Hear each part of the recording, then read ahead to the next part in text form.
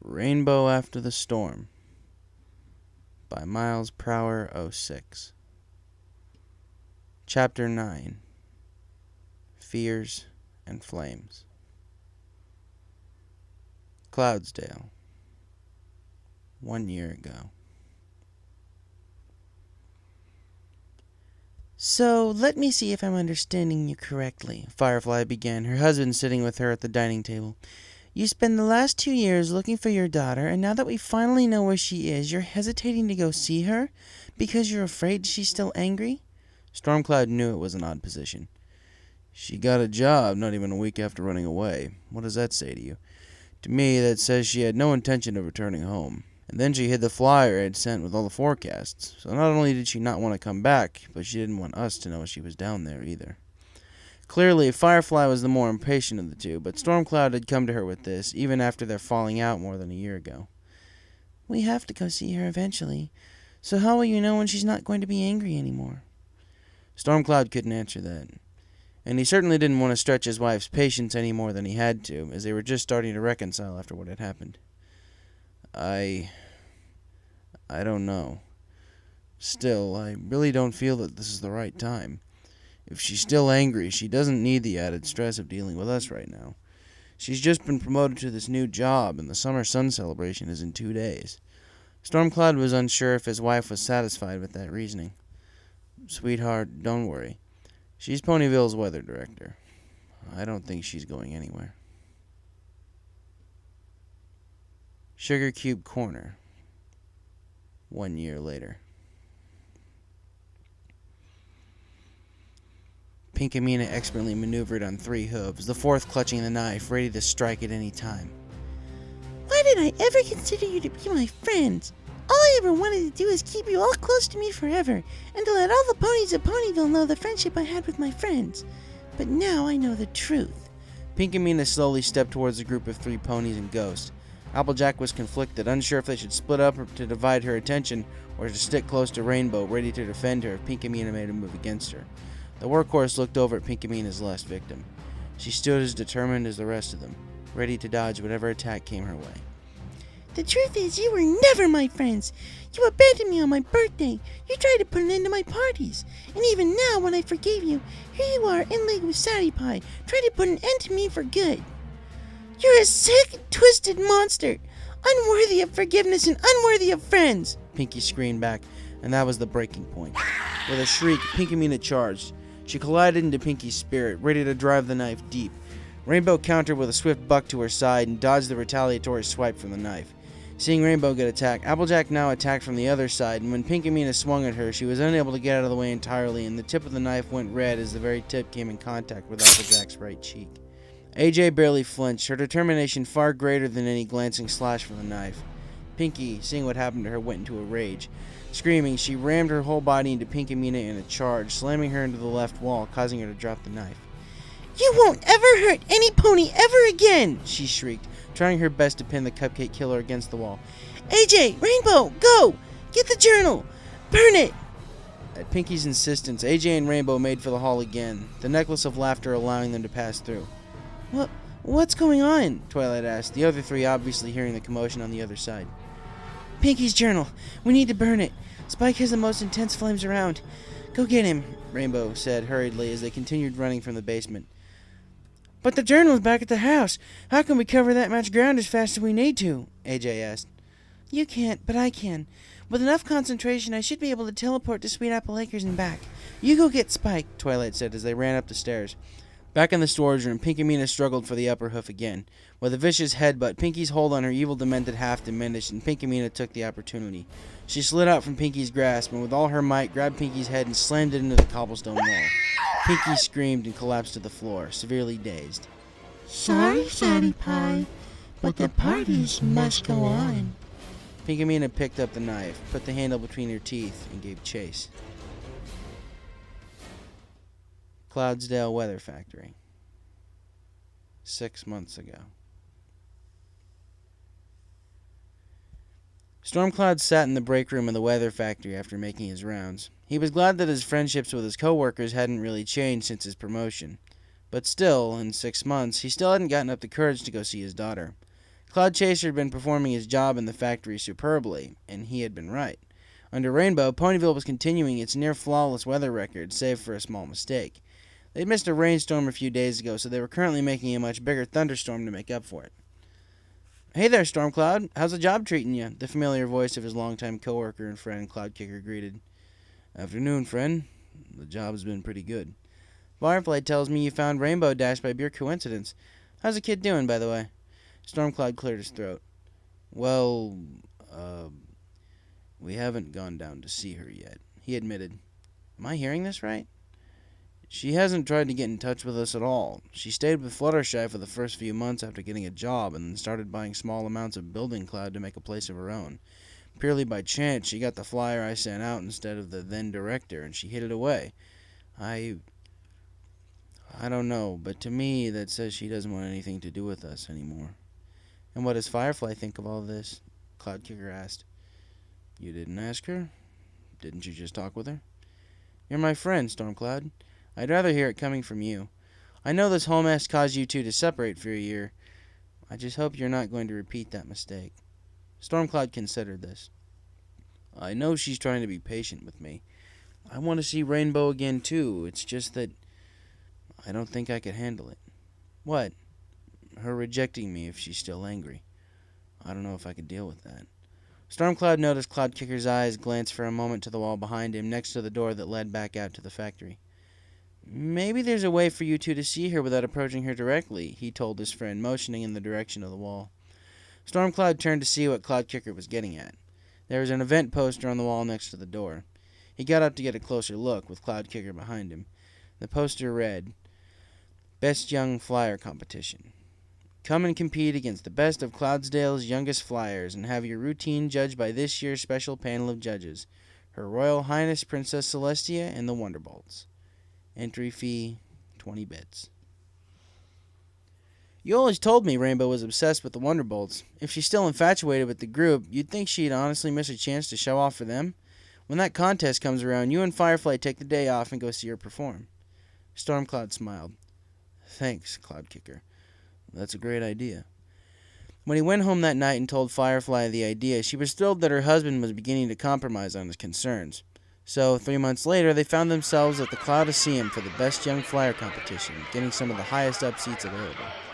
To keep the cheering and competition fair, the contestants' names weren't listed in the program. It merely stated how many contestants there were, of which there appeared to be 15. "Do you think she's here?" Stormcloud asked, not having any idea because of the omission of names in the program. I hope so. When she was younger, she wanted to skip school for every single Wonderbolt show," Firefly said, skimming through the program. "Fillies and gentlecolts, please rise and join me in welcoming our beloved Princess Celestia!" the announcer began over the stadium's amplifier system. Out of the sky descended Equestria's loved ruler, escorted by 2 of her royal guards, and she came to a gentle landing on the VIP balcony. "Please welcome our celebrity judges for the Best Young Flyer competition, the Wonderbolts!" At that, the stunt group flew overhead in formation, 6 members, who then pulled up in a steep arc, performed a quick, tight circle line turn, and then exploded outward with a 6-point firework explosion to the cheers of the crowd. 3 members broke off as the other 3 took their places on their own viewing platform next to the princess. "And now, let's find out who will take the prize as this year's Best Young Flyer." Contestant number 1 came out from behind the curtain, a tan-colored filly. At first they came in order, 1, 2, and then 3. But instead of contestant 4, contestant 7 came out and performed his routine, which had a heavy focus on barrel rolls. In order or not, one by one, they all came out and performed, and still no Rainbow. They were beginning to lose hope. "And now for our final competitor of the day, contestant number 15. And apparently contestant number 4. There she was. Firefly quickly pointed their daughter out to her husband. Time seemed to slow as they laid eyes on their daughter for the first time in 3 years. She had grown. She looked a bit nervous as she moved to her starting position. Then, to their surprise, came another one of the contestants. This one was not a Pegasus, to be sure. From this distance, Stormcloud could have sworn it was a unicorn with butterfly wings, and one of the most outrageous outfits he'd ever seen. "Who is that?" Firefly was equally perplexed at the pony's choice of outfit. That must be the Weather Factory tourists who everyone was talking about today. They're performing at the same time? She asked. It appeared so. The two contestants conversed briefly before the unicorn flew up and began doing some kind of formal dance step in midair as a string piece of music began to play. At first, Rainbow didn't move, but then she made a dash for the line of cloud pillars that had been set up for her performance. She expertly slalomed her way through them, but Stormcloud noticed something a bit off. Careful, Rainbow, careful. And then he winced as Rainbow collided with her sixth pillar and went veering off to the left, face first into the side of the stadium. 3 ponies above her laughed. She appeared briefly dazed, but unhurt. Up above, the unicorn's dance routine continued, evolving into rapid spins. Rainbow got her bearings and flew quickly up and out of the stadium, up to 4 close clouds, and began zooming around them. The clouds began to spin rapidly by Rainbow's momentum, and she moved from one to the next, keeping them spinning like tornadoes. And then another mishap. Rainbow took a small piece of cloud to the face, sending her flipping off course, and the whirling cloud came quickly down towards the Cloudiceium. In fact, it looked like it would... No. Of all places. Yup. Princess Celestia and her guards up on their balcony had to momentarily duck to avoid being hit by the cloud before it vanished from the impact. Stormcloud groaned. This was not her day. The unicorn down in the stadium continued spinning and then began to ascend up, followed by Rainbow, who quickly overtook her co-performer. The unicorn got between the current position of the sun and the stadium and spread her wings full, covering the crowd with a brilliant spectrum of colors. Look upon me, Equestria, for I am Rarity, she exclaimed. Certainly not modest, Firefly mumbled to her husband. Several members of the crowd looked in awe at the spectacle. And then, in a flash of flame, the unicorn's wings evaporated and she began plummeting down with a scream. The crowd gasped as she fell through the center of the Cloudiceium, continuing rapidly toward the ground. The Wonderbolt trio was quick to spring into action, quickly taking off and going into a steep dive in an attempt to rescue the helpless, wingless unicorn. When they closed in on her, they failed to take her flailing legs into account, and all 3 of them were hit. Rainbow, still ascending above the stadium, noticed what was going on. She began her own dive. Hold on, Rarity! I'm coming! He heard her scream as she too flew down through the center of the stadium. Stormcloud, Firefly, and the rest of the crowd looked on in horror as the 5 ponies quickly plummeted towards the earth. And then he noticed something. A mock cone had begun to form around Rainbow. Was she really going that fast? How could she hope to pull up in time? She continued to gain speed, and in an instant, brilliant flash of light, she broke the sound barrier, a circle of rainbow expanding out from where she had done so as she continued towards the 4 falling ponies. A sonic rain boom. Stormcloud saw Rainbow catch the Wonderbolts on the unicorn and pull up at an unnatural 90-degree angle, barely avoiding the ground. She quickly ascended, a rainbow forming in her wake. She arced over the Cloudiceium, a brilliant rainbow now looming over the center, and she came up underneath the center and slowed to a hover as she came up into the stage again. The contestants who already performed quickly flew in to help relieve Rainbow of her load of 4 ponies. When her feet touched the stage, the crowd went absolutely wild. Some pony had also had in mind to set off the confetti cannons as well. Stormcloud and Firefly were absolutely stunned. The overwhelming volume of the crowd continued as the weather balloon was brought in to place the unicorn safely in. 4 other ponies came to talk to Rainbow and the unicorn, and Stormcloud recognized one as Cloudkicker's daughter, Fluttershy. The 3 Wonderbolts came to thank Rainbow for her heroic actions, and then Princess Celestia also came down to the group. After a short conversation, the princess got out the tiara for the best young flyer. For her incredible act of bravery and her spectacular sonic rain boom, I'm presenting the grand prize for Best Young Flyer to this year's winner, Miss Rainbow Dash. Princess Celestia placed the gold-winged tiara on Rainbow's head, and the crowd cheered again as 3 of her friends hoisted her up and paraded her around the stage. Stormcloud turned to his wife. "You can go see her if you'd like, hon," Stormcloud said, letting her know it would be perfectly alright if she wanted to go down and talk with her without him. She spread her wings and was about to take off, and Stormcloud was very surprised when she hesitated, as if her hooves were stuck to the cloud they were sitting on. What do I say? How do I say it?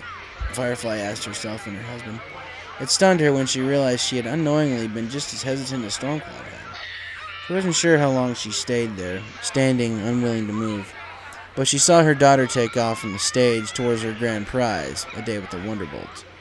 She'd waited too long. Tears streamed down Firefly's face. There will be another time, Stormcloud assured her, putting a wing around her. Together they left the Cloudaceum and flew home. 2 months later. Stormcloud came in the house after a day at the factory. Today had been odd, to say the least. "Hey, hun, you home yet? The weirdest thing happened today. The moving team brought up a whole bunch of premium building cloud. They said it..." Firefly rushed into the foyer in a panic with the newspaper. "Are you alright?" I'm done, Stormcloud. I'm done waiting. Are you? She said frantically, showing him the front page of the paper. Ponyville's serial killer dead. Disappearances in Ponyville solved. Last victim, Rainbow Dash, listed in critical condition at Ponyville Urgent Care. Stormcloud dropped the paper. Are you ready? Or do we have to lose her all over again? Firefly asked, tears pricking her eyes. Come on, let's go. The two Pegasi bolted down from Cloudsdale towards Equestria's central valleys at the fastest speed they had ever flown as the sun began to dip below the hills. Ponyville Urgent Care. 10 minutes later. Rainbow lay motionless in the hospital bed. The way she felt right now, she may as well have been dead. It had been just under 24 hours since Applejack had rescued her from the basement of Sugar Cube Corner. Her mind was still in a state of shock. She still hoped against hope that she would go to sleep and wake up the next morning and her wings would be there, good as new. Why had Pinky done this? That question lingered and burned in her mind. Her friends were the most important thing to her in her life. Applejack and the others had only left after the staff's repeated insistence. AJ was sleeping out in the waiting room and the others had gone home for the night. Rainbow glanced up at the clock on the wall. 9 p.m. And right on schedule, one of the nurses came in to check on her before lights out. How are you doing, Miss Rainbow? Rainbow didn't answer. She still felt dead on the inside, unsure how she could possibly go on. The nurse checked her heart and her blood pressure and made sure her bandages were in good condition as well. Miss Dash, we checked your file with the Weather Patrol and we noticed you don't have any immediate family emergency contacts listed. Before I go, I'd just like to know if there's any pony we can contact for you. Let them know you're here. No, thank you, Rainbow replied sullenly. There's no one? No family? I didn't say that. I said there's no one you can contact. They're the last ponies I want to see right now, Rainbow declared, anger beginning to rise in her voice. Miss Rainbow, last night's events were the front page story of every newspaper in Equestria. Chances are they're going to find out where you are. And if that happens, you keep them out of here, you understand me? I do not want to see them. If they show up, they're probably very worried about you. I don't care. If it takes something like this to make them come see me, then I don't want to see them in the first place. I won't let them see me like this. The nurse said nothing more. She suddenly shook her head and shut off the light. Have a good night, Miss Rainbow. Ponyville. 10 minutes later. Stormcloud hit the ground so fast he actually lost his balance and skidded for a few feet. Firefly landed a bit more gracefully, but was also in a hurry. They asked the closest pony where the urgent care center was, and were pointed to the center of town. Once they spotted the lit medical cross sign, they raced for it at a full gallop. They almost came crashing through the front doors and into the lobby, startling the desk attendant, a nurse on her current shift. Can I help you? She asked them. Stormcloud approached the desk. Yes. May we see Rainbow Dash, please? I'm sorry, visiting hours are over, sir. Please make an exception. We're her parents, Firefly added, coming up next to her husband. The nurse's expression suddenly changed to an awkward, sorrowful look. I'm sorry, sir. But even during visiting hours, she's given specific instructions not to let any immediate family in to see her. This was the knife to Stormcloud's heart, and the nurse could tell, too. He stood there, shocked and hurt, for several silent seconds. Please, that's my daughter in there. Tell me what's happened to her and let me see her, please, he asked. He had a mind to keep his voice down so as to not disturb the sleeping farm pony in the chairs a few feet away. The nurse sorted through a few clipboards. I can't let you in there, but I can tell you her condition if you feel you're truly prepared to hear it. Stormcloud said nothing, afraid of what they were going to hear. The nurse skimmed the clipboard and then looked up at the duo. She's lost both of her wings. Firefly gasped and fell into her husband, sobbing. She was at death's door when she was brought here. They got her here just in time. Both Pegasi in the waiting room were weak at the knees. No. Oh, Celestia, please, not my rainbow. Firefly wept into Stormcloud's coat. He put a hoof around her to try and comfort her. Please. We haven't spoken to her in 3 years. I'm begging you. Please let us see her. The nurse's expression was honestly sympathetic, but she didn't relent. I sympathize with you. I really do. But I'm afraid we have to follow patient orders. Stormcloud said nothing else. Fighting his hardest to not collapse there in the lobby, his wing around his wife, he slowly turned and they walked out of the lobby into the Ponyville night, the doors sliding closed behind him. For the longest time, they just stood there, out in the open. He tried his best to comfort his wife. What do we do now? Firefly sobbed. Stormcloud embraced his wife, unsure how to feel or think at that moment. His worst fears had been realized. Even Rainbow's brush with death hadn't removed her grudge. I don't know. I just don't know. Sugar Cube Corner. 1 month later. The 5 ponies came rushing out of Sugar Cube Corner out into the Ponyville midnight. Where's the journal? I'll go get it, Twilight said. In Applejack's room in my saddlebag. Last room down the hall, Rainbow answered. Twilight nodded. Some pony go get Spike. Make sure he's ready when I get back. This'll only take a second. Twilight's horn glowed brilliantly, and with a flash, she vanished. AJ ran down the marketplace to the library. Spike, important dragon job for you, she yelled. Spike came running, and they rushed back to the collapsed, shambled fountain. And then the ground began to rumble again. Twilight reappeared with a purple flash, Pinky's blood-stained journal in her horn's grasp. She tossed it into the fountain. Spike, burn that now, Twilight told him urgently. Spike ran up to the fountain. Dashi, time for baking, came the sinister voice of Pinky Mina from the doorway of Sugar Cube Corner. Rainbow, look out! Rarity screamed. Rainbow turned just in time to see the knife spinning end on end, coming at her with a whirling sound. Before she could even react, there was a dull thunk as the thrown knife found its mark, deep in Rainbow's chest. Her eyes went wide, and she found herself unable to scream or breathe. Rainbow! Applejack shrieked. Spike! No! No! Twilight yelled. With a furious intake of breath, Spike let loose a stream of green flame on the book resting on the rubble. Smoke erupted as it incinerated almost instantly. Pinky Mina screamed as she grabbed onto Sugar Cube Corner's door frame as her body began to smolder and crackle. Spike immediately followed up with a second blast of flame. Rainbow collapsed to the ground as Applejack ran up to her, removed the knife, and immediately fear gripped her heart. Rainbow's left lung had been punctured. With one last scream of defiance, Pinky Mina Diane Pie disintegrated into nothing. Rainbow! Rainbow! Some pony, go get a doctor! Applejack screamed as she held the silent, dying Pegasus in her hooves. Blood began to bubble up from her throat, and Rainbow could do nothing but look in silent pain up into her lover's eyes. Just hang on, Sugar Cube. We're getting help, you hear? Help is on the way.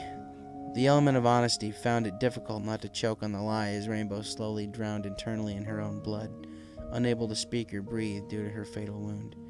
Her body convulsed once, her eyes closed, and she went still. No. No, no, no. Please, no. Applejack pleaded, crying into Rainbow's mane. Spike and the others slowly gathered, tears rolling down their faces. It had happened impossibly fast. Then, after several seconds, they noticed the necklace of laughter on the ground next to AJ and Rainbow begin to glow, its gem becoming brilliant and shimmering again. This was joined by another source of light over by the fountain. Up from the smoldering ashes of the journal rose the glowing white silhouette of a pony. As the seconds passed, it was joined by a dozen other glowing spirits rising up from the fountain rubble. 3 ponies of pure white light had no eyes, mouths, or other features, but the spirit that had risen from the journal's ashes was unmistakably Pinky, and they recognized the others as the victims of Pinky Mina. Silent The shimmering, glowing spirits began to form a circle around the group of ponies, as Pinkie slowly made her way over to AJ and the lifeless Rainbow. At this distance, AJ could just begin to see Pinkie's sorrowful eyes through the light.